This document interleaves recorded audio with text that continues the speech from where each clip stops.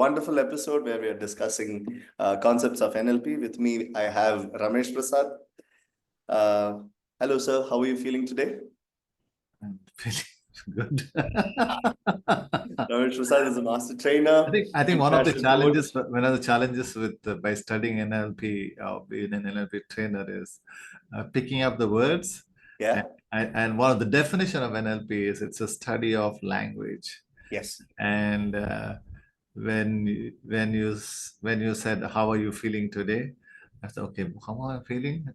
Okay, I had to go in to find out how I'm feeling, as compared to a generic word. Okay, how are you doing today? Yeah. Yeah.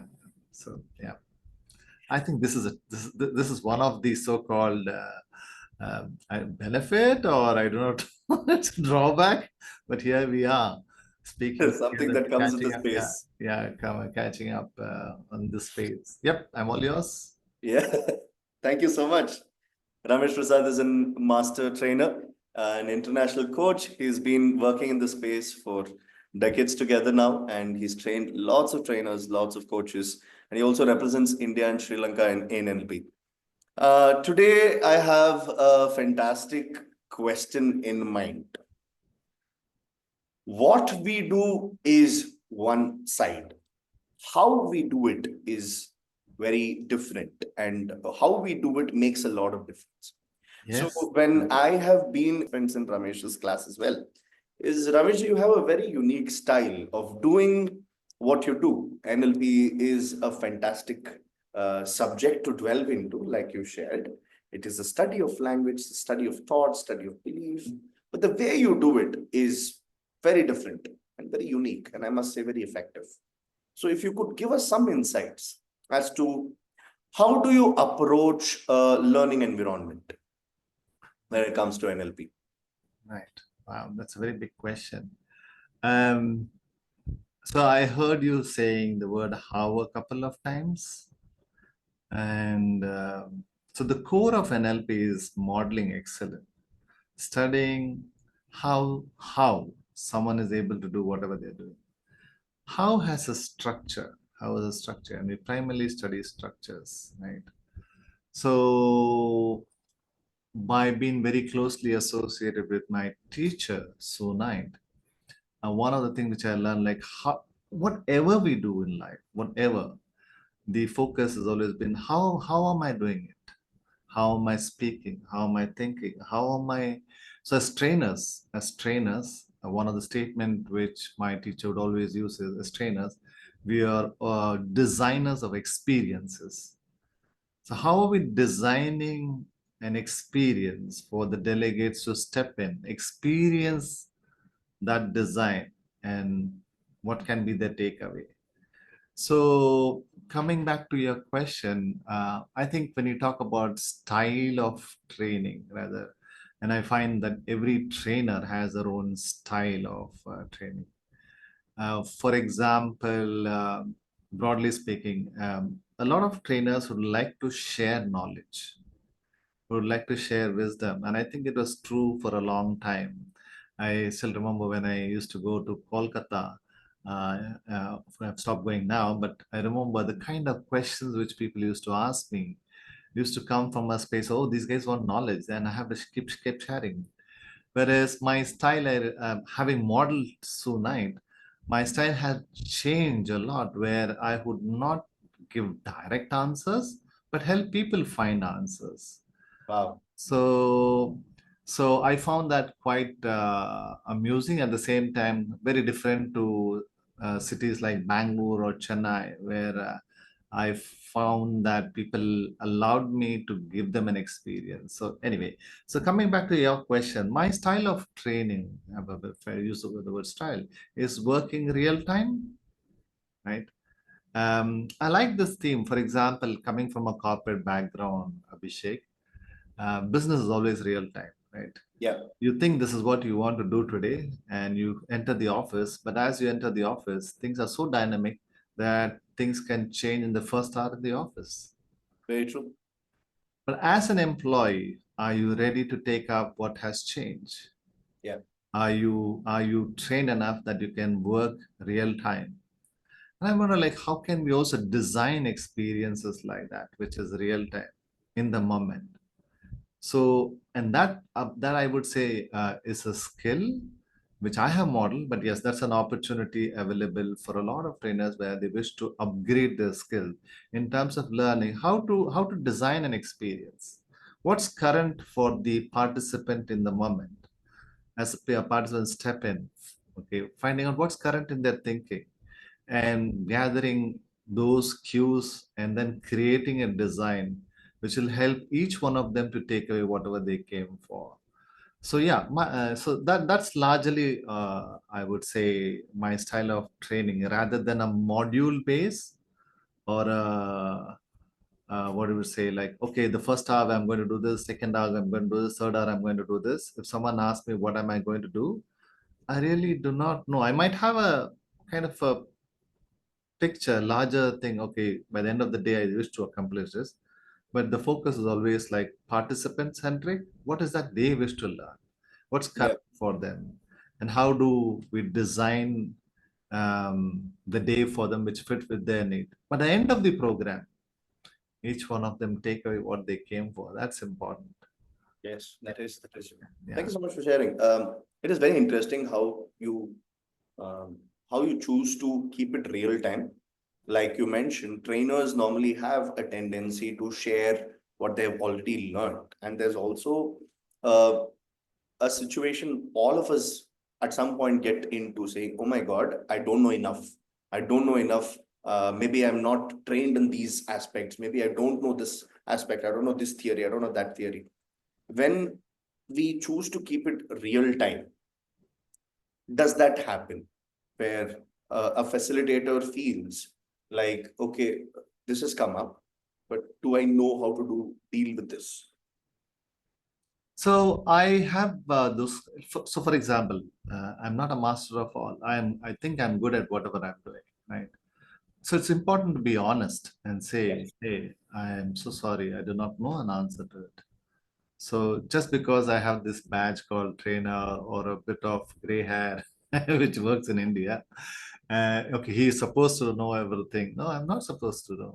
I know only what I know. I like how you are brilliant in your own work, and the knowledge which you have is, yeah, so different to what I do. So I think it's important to be honest and tell people what uh, you know and what you do not know. So I do tell them I do not know the answer to this question. Which is something that I have seen in Ramesh's trainings. First day, I think there was one learner, this happened about 6, 7 years ago. Person went on and on and on, and he cut them off. They're like, "What are you asking?" The learner again went on and on and on. He cut them off. "What are you asking?" Then they asked the question, and he said, "Okay, this is your question. I don't know." Oh, so you have witnessed it. Yes. Which laid the foundation for the day. Right. And how do you recognize that there is an opportunity like this when in real time most facilitators struggle saying, okay, this is the moment which we can catch and build the learning around it. How do you recognize? Primarily by studying patterns. So we are all as individuals, each one of us have our own patterns. I have patterns, you have patterns. And the beauty of what I teach in neuro-linguistic programming is I'm always studying patterns. I'm looking for patterns. Yeah. And the more I look for patterns, I appreciate, I recognize people's patterns. There are useful patterns and there are less useful patterns. So the more I become aware of it, I choose to engage accordingly.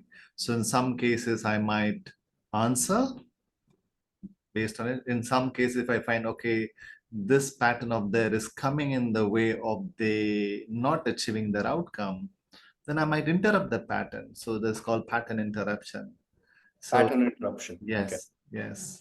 So I Okay. might interrupt the pattern, and by interrupting, it kind of stops them like, hey, I didn't expect this from you, but kind of put a brakes on their thoughts in terms of what's happening, just to highlight the way they are. holding a particular pattern. And the more the what I find is they become aware, okay, there's a pattern in them, and they choose to change. Yes. And Ramesh, I am just going back to the pattern interruption aspect of what you just shared. Pattern interruption could also potentially bring a lot of emotions that can challenge the facilitator because You mean pattern interruption can bring in emotional challenges to the trainer? yes, for example, I'll give you my instance. Like, let's say there's a learner and you interrupt a pattern and say you pointed out that this is a pattern. They can come back to you and be like, "How can you say something like that? I am not like this." All of those kind of things, and which I have seen, Absolutely, absolutely, which I absolutely. have seen in your place. So I think when we so for doing anything, the first Yeah, criteria as a trainer is to build rapport. yeah, Only when you have the rapport and you're willing to give that feedback, when they're open to receiving that feedback. Or even if I wish to highlight that pattern, how do I highlight it in a way which might not be direct, but like putting it broadly outside there? Okay, rather than to make it very subjective, put it out broadly in terms of what different patterns are, and allow them to pick up or recognize their own pattern rather than to make it direct. So when you make it direct, then what kind of a rapport do you have? How sensitive you are to their emotions, their feelings, right? Do you have permission to share that feedback with them and so on? So yes, so depends on the subject. It is a study of subjective experience. yeah, NLP is a study of subjective experience and how it's again like in that moment. If I take the word, how am I choosing to highlight this pattern in them? Are they ready to? Are they ready to be open to receive this learning, or there's it's still a very blind spot? So there is no one way of highlighting that pattern, or even which can be interrupting that pattern and so on. So I think that's again, those are skills which I find I have modeled. I would say I've modeled my teacher in many, many ways to see, okay, when to step in, how to step in, what would be the right way. Should I step in at all or should I just leave it? So there is no one method. There are different methods. So one of the definition is NLP is a study of what works. What works for me in that situation, in that moment, with that particular person, yeah. in line with what outcome I hold for him and what outcome he holds for himself. So yeah, yeah. That's very profound, and I'm also reminded of Stanislavski's book on an actor prepares. So Stanislavski goes into like very detail of how one should approach a character and how one needs to do breathing in a certain way, prepare themselves in a certain way, how they need to immerse themselves in a certain way, and he teaches like some different techniques. And towards the end, he says, "You do what works for you. Identify what works for you and you do what works for you." So Absolutely. the most famous quote from my time in theater was whatever works for you. Mm. And NLP in many ways is about recognizing and understanding what works for me. And as a facilitator who's considering stepping into an NLP classroom, which again we're doing one this April 19th, last few slots available. What I think you pause there. You pause there. You might want to cut off all this stuff.